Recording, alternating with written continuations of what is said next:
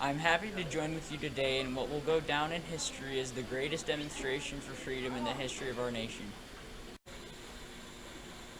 50 years ago, a great American in whose symbolic shadow we stand today signed the Emancipation Proclamation. This momentous decree came as a great beacon of light of hope to millions of Negro slaves who had been seared in the flames of withering injustice. It came as a joyous daybreak to end their long night of their captivity. But 100 years later, the Negro is still not free. 100 years later, the life of the Negro is still sadly crippled by the manacles of segregation and the chains of discrimination. 100 years later, the Negro lives on a lonely island of poverty in the midst of a vast ocean of material prosperity. 100 years later, the Negro is still languished in the corners of American society and finds himself in exile in his own land. And so we've come here today to dramatize this shameful condition. In a sense, we've come to our nation's capital to cash a check when the architects of our republic wrote the magnificent words of the Constitution and the Declaration of Independence. They were signing a promissory note to which every American was to follow heir. This note was a promise that all men, yes, black men as well as white men, would be guaranteed unalienable rights of life, liberty, and the pursuit of happiness. It is obvious today that America has defaulted on this promissory note insofar as her citizens of color are concerned. Instead of honoring this sacred obligation, America has given the Negro people a black check, a check which has come back marked in insufficient funds. But we refuse to believe that the Bank of Justice is bankrupt. We refuse to believe that there are insignificant funds in the great vault of opportunity of this nation. And so we've come to cast a check that will give us upon demand of the riches of freedom and security of justice. We have also come to this hallowed spot to remind America of the fierce urgency of now. This is no time to engage in the luxury of cooling off or take the tranquilizing drug of gradualism. Now is the time to make real of the promise of democracy. Now is the time to rise from the dark and desolate valley of segregation to the sunlit path of racial justice.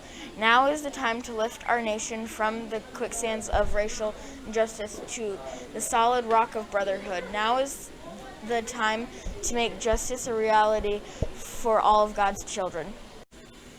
It would be fatal for the nation to overlook the urgency of the moment. This sweltering summer of the Negro's legitimate discontent will not pass until there is an invigorating autumn of freedom and equality. 1963 is not an end, but a beginning.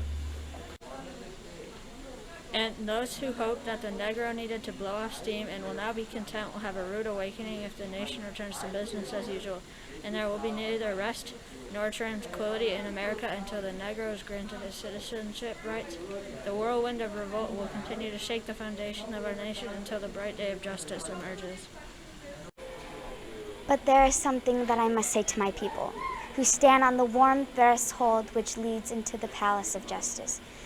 In the process of gaining our rightful place, we must not be guilty of wrongful deeds. Let us not seek to satisfy our thirst of freedom by drinking from the cup of bitterness and hatred. We must forever conduct our struggle on the high plane of dignity and discipline. We must not allow our creative protest to degenerate into physical violence. Again and again, we must rise to the majestic heights of meeting physical force with soul force. The marvelous new militancy which has engulfed the Negro community must not lead us to be distrust of all white people, for many of our white brothers, as evidenced by their presence here today, have come to realize that their destiny is tied up with our destiny, and they have come to realize that their freedom is inextricably bound to our freedom. We cannot walk alone, and as we walk, we must make the pledge that we shall always march ahead. We cannot turn back. There are those who ask now the devotes of civil rights, when will you be satisfied? We can never be satisfied as long as Negro is the victim of unspeakable horrors of police brutality. We can never be satisfied as long as our bodies, heavy with fatigue of travels, cannot gain lodging in motels of the highways. In the hotels of city, we cannot be satisfied as long as the Negro's basic mobility is from smaller ghetto than larger one. We can never be satisfied as long as our children are stripped of their selfhood and robbed of their dignity by signs stating for whites only. We cannot be satisfied as long as a Negro in Mississippi cannot vote. A Negro in New York believes he has nothing for which to vote. No.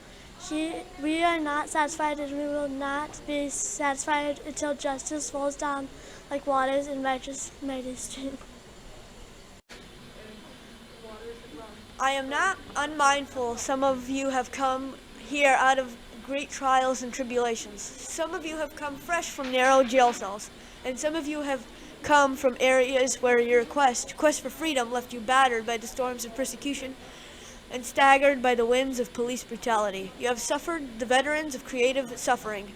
Continue to work with the faith that unearned. Suffering is redemptive. Go back to Mississippi, go back to Alabama, go back to South Carolina, go back to Georgia, go back to Louisiana. Go back to the slums and ghettos of our northern cities, knowing that somehow this situation can and will be changed.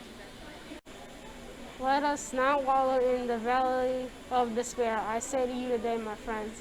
And so, even though we face the difficulties of today and tomorrow, I still have a dream. It is a dream deeply rooted in the American dream. I have a dream that one day this nation will rise up and live out the true meaning of its creed. We hold these truths to be self-evident that all men are created equally. I have a dream that one day on the red hills of Georgia, the sons of former slaves and the sons of former slave owners will be able to sit down together at the table of brotherhood. I have a dream that one day, even the state of Mississippi, a state sweltering with the heat of injustice, sweltering with the heat of oppression, will be transformed into an oasis of freedom and justice. I have a dream that my 4 little children will one day live in a nation where they will not be judged by the color of their skin, but by the content of their character. I have a dream today. I have a dream that one day down in Alabama, with its vicious racists, with its governor having his lips dripping with the word of interposition and nullification, one day right there in Alabama, little black boys and black girls will be able to join hands with the little white boys and little white girls as sisters and brothers. I have a dream today.